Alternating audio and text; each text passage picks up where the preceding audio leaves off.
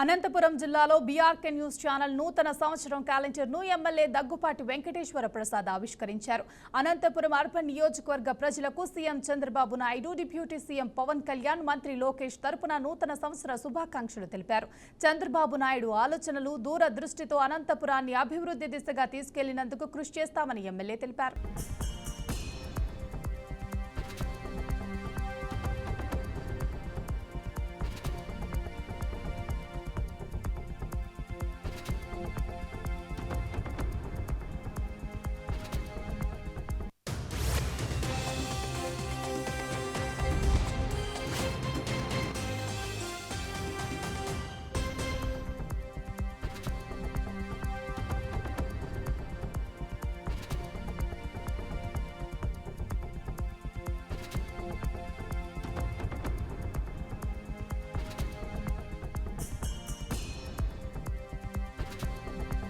రాష్ట్ర ప్రజలందరికీ నూతన సంవత్సర శుభాకాంక్షలు.